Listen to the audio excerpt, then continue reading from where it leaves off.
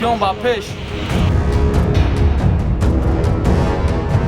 حس میکنم که این بزرگی ملت من معرفی میکند، چون که پرچم به افتخار سرور دولت و ورزشگر در تمام منطقه دنیا برداشته می شود که پرچم ملت من وقتی که بلند شد من خود را در قله بام جهان حس میکنم و افتخار میکنم که من تاجیک هستم، از تاجیکستانم، در وطن آزادی که امروز گل شکفته ساده زندگی میکنم که فرزند وطن من معرفی کننده ملت پرچم برداشته است. من علیه خطی افتخار میکنم. باعث افتخار است که در زبان صاحب استقلالی در جمهوری تاجیکستان ما با تشبث پیشوای ملت، اساسگزار صلح و وحدت ملی پرزیدنت محترم امامی رحمان، ساحه ورزش روز به روز، سال به سال رشد یافته است. ورزشگران پرچم بردار سال به سال زیاد شده است. در خاطر همین پسری ما هم عادل فریدون من در ماه دکبر در شهر مسکو در ورزشگاه ایرینا عثمانова برآمد نمود، از نمود MMA از نام کلوب احمد تاجیکستان برآمد کرده، دویم باره که کمربند خودش حمایت کرد. رحمت برای تبریکات این بردباری نه فقط برای ما و برای همه مردم تاجیک و ملت تاجیک خرسندی و برداشتن پرچم جای ننگ و ناموس و نشان دادن تاجیک‌ها در مسابقه‌های بین‌المللی میباشد و تیاری فریدون یکم تیاریش در شهر دوشنبه در کلوب خودمان ایولوشن احمد تاجیکستان تیاری دیده و دویم تیاریش در شهر مسکو زال ایول جیم با тренерои ما در روسیه یکی از тренерои بهترین روسیه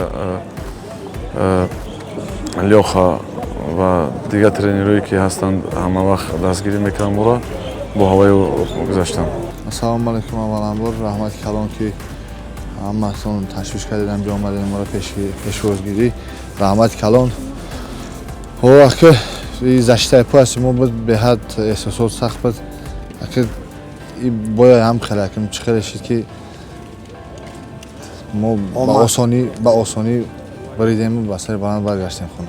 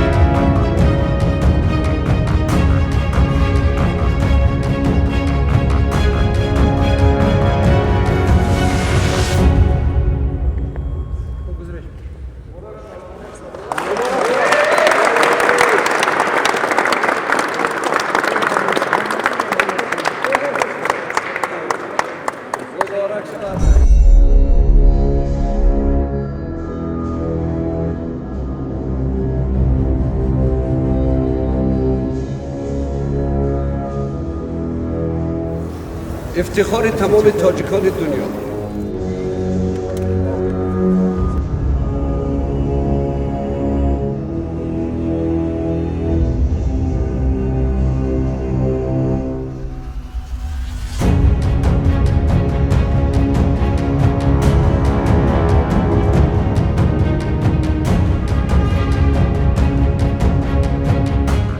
این نماینده و رقیب او اینوک توریس بود از دولت اسپانیا، چمپیون بلاتر، چونی پوریش جوجیتسو، بسیار ورزشگاه شناخته بود. وقتی که ویو هر دوشون برآمدن، حقیقتا راستش گفتن در کار ما اویلامو قطعشتگی بودیم، اویلام بسیار وقت دیده نمیتواند و برآمده رفت من نمیبینم گفته، خیلی ما خدا ما همین دعا خونده نگاه کرده استودیم در راوند یکم در 3 منوت و 37 سکند مشرف کرد که پسری ما با نکاوت تکنیکی غلبه به دست آورد. ба фикри ман як маҳаллӣ он кас ҳиссиёт не тамоми тоҷике ки вай тамошо карда буд ҳамон ҳолат ба тоҷик худаш дар ҳам набард ҳис мекард ки вай дар набард аст ба ҳарифи худ мубориза мебарад ва ҳатман ғолиб мебурояд барои муаррифӣ кардани як миллати дар аъзои созмони милали муттаҳид вай муаррифӣ мекунад ҳамон ҳолатанда ҳар як тоҷик ифтихор дошт ва худро дар саҳна ҳис мекард чӣ хеле ки ҳазрати фирдавсӣ гуфтааст пароканда лашкар наояд ба кор 200 марди ҷангӣ бе 100 000 ҳамин дусе варзишгаре ки муаррифӣ мекунад вай 9 миллион не 95 миллион тоҷики дунёро вай муаррифӣ мекунад ки ман ба ин ифтихор мекунам. Фаридун вақте ки барои чемпионат дар шаҳри Ташкент пеш аз рафтанаш буд мо уже тайёрӣ ба муорибаи UFC барои камарбанди защитаи камарбанди ӯ тайёрӣ дида будем ва ӯ хост ки барои чемпионат дар чемпионати байнаҷаҳонӣ барои самбои муорибавӣ тайёр шавад. Рости гап бисёртар тайёрӣ барои муорибаи UFC мо тайёрӣ дида омода будем. Яке аз рӯзҳои маълум шуд ки Фаридун бояд дар шаҳри Ташкент баромад кунад. Барои ҳамин ҳар як муорибада бояд тайёрӣ хусусан барои байбои самбо тайёриш дигар ва ба муорибаи танбатан дар ранги MMA ва тайёриш дигар. Барои ҳамин ба фикри ман ки айрӯи ҳамин бой дода. Чӣ даъво мекунӣ аз ориёнӣ ва ё ки вориси Сомонёнӣ? Агар миллат насозӣ тоҷики ман басо побанди як душман бисоз бимонӣ. Биёед мо яктану якҷон шавем тоҷик гӯем. Илтимос аз ҳар як тоҷик хатлонию зарафшонию бадахшон мо тоҷикем гӯед. Мо як ватан дорем бо номи тоҷикон аст ки ватан имрӯзу фардои умедам. Ватан ту бахту иқболи сафедам. Агар бошам шаҳи мулки Сулаймон бигӯям тоҷикистонам баредам. Чунки тамоми хок барои ҳар як миллат хоки ватани худаш муқаддас аст. имрӯз сарвари моро ҷаҳон мешиносад. Сулҳофарин бинед ягона аз Хӯросон дифоъ кардаги сарвари давлати тоҷ дигар ҳамаш рӯ гардонд. Мо бояд ифтихор кунем тоҷикои дунё муттаҳид шавем ки душман ҳаргиз тарафи мо ба чашми ғазаб нигоҳ накунад ба чашми меҳр. Чунки гузаштагони мо ориф буданд, сулҳпарвар буданд, ватандор буданд, меҳрубон буданд ва тамаддуни адабиёти ҷаҳонӣ аз миллати мост, тамаддуни таърих аз миллати мост, ватандорӣ сохти давлатдорӣ аз миллати мост дар асоси эъломияи ҳуқуқи башари Куруши Кабир. Куруши Кабир миллати мо ҳаст. Сомониён ин чиза дар амал татбиқ карда. аз аҳли байт авваланбор дар даруни ринг акаҳои ман инаки Раҷабалӣ ҳамон бародаре ки дар бари мо ҳастанд ҳама моро табрику муборакбод карданд ва падари мо ки баъд аз он моро занг заданд авваланбор ҳамеҳо моро табрик карданд.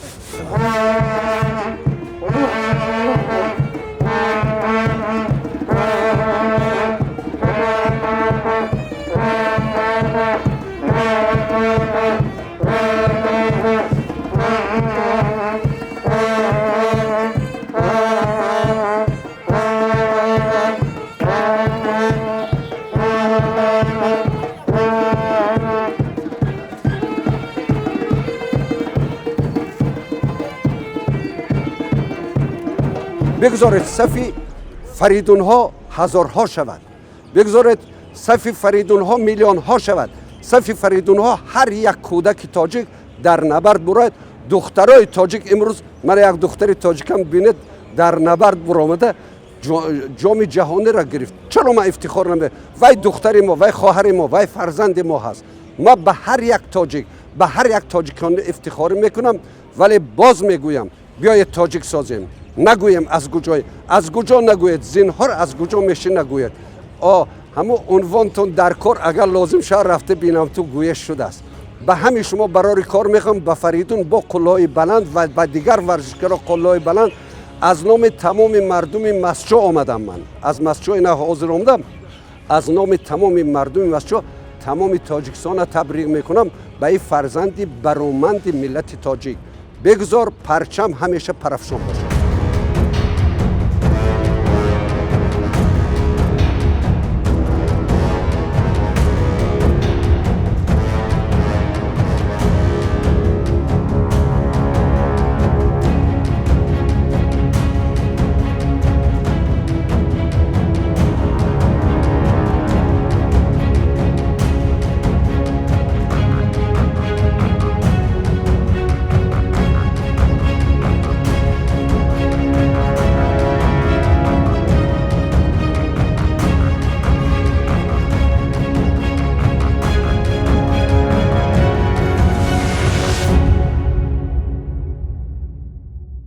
ما خودم ورزشکار هستم. ما همه وقتی که همه نامش اعلام میکنند، من حوزه الکی دویم بار ماه مارت به اعلام کردن الکساندر شرمنکو قطعی. من البته و بایوش میبینیم، جنگوش محاربه هایی که دارد همش میبینیم، تحلیل میکنیم چی باید کرد، گفته مقصد میمونیم و به همون مقصد تا همون روز ترمیم میکنن. اگه باید رقیب نوبت خود وزیرش یگان چی نیست، قطعی کلانو، قطعی ترینرها، قطعی اکه ها برای میشینیم با مصلحت میکنیم، با همه کسا همه تحلیل میکنیم، برای آمادگی زبار باز هم میکنیم. هر یک تیاری ما همش از روی برنامه هست و در شهر مسکو، در شهرهای گروزنی و داغستان میگذرد. پیش از محاربه و پیش از روی کردن زبار شهرهای روسیه و دیگر جو در کلوب خودمان در شهر دوشنبه تیاری میبیند و ما تیاریم که یکی از ورزشکارای خوبی روسیه شلیمنکو قطعی باید محاربه کند و آخرین کنترکت ما با UFC و حبیب نورماگомедов در شهر یوکی سوچی یوکی مسکو خواهد گذشت. خدا خواهد ما خیلی که با دیگر سپرنیکایی که ما تیاری دیدیم برآمد کردیم و فریدون برآمد کرد و کمربند گرفت. همه خیلی تیاری دیده، به هر یک سپرنیک دیده، همه خیلی تیاری دیده و ترینرهای ما همه خیلی تیار میکنن و میبرویه برآمد میکنن. با جناب عالی پیشوای معظم ملت حضران رحمتگویی گفتنیم که با ما این دستگیری میکنن، این پیشتبی هست و تنجی آبادی دولت خودمان که در تمام دولت رفته با بیرق خودمان بلند برداشته ایستاده ایم. هزار رحمت.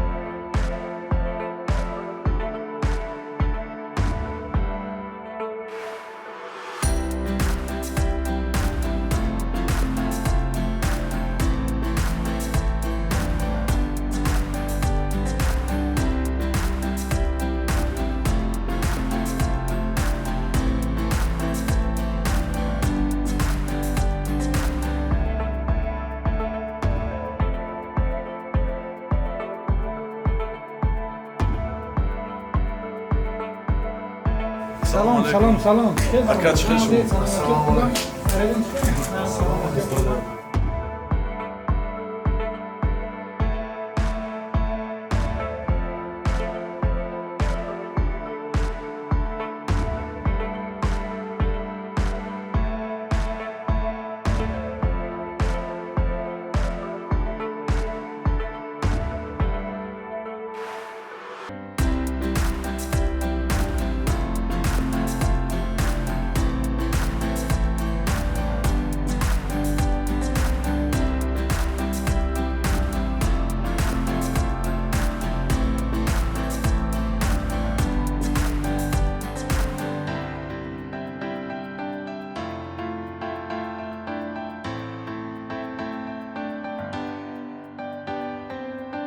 افتخار هر کس به ملت خود باید کند، افتخار به نام مادر تاجیک کند، افتخار به زبان تاجیک کند. پیامبر خدا گفتند که زبان تاجیکی لحن بهشت است. رسول اکرم این گپ را بگفته است. زبان من مادام که زبان ملکوتی باشد، چرا من به دیگر جا افتخار میکردیم؟ اگر حاضر من در دیگر دولت میلیون دلار تعیین کنن نمیروم. من 60 سومن نفقم به تمام پول دنیا نمیتونم، چون که در وطن آزادم. این زیباگی را بینید، شام دوشنبه زیباترین شام در دنیا شویتزاریا میگم. پاریس، من پاریس ما در کجاست؟ ما باید به پاریس خودمون افتخار کنیم که با نام دوشنبه هست. این چه افتخار من. و شما برای کار الهی ما تلویزیون همیشه شبکه‌اش کار کنه. سلامت باشید.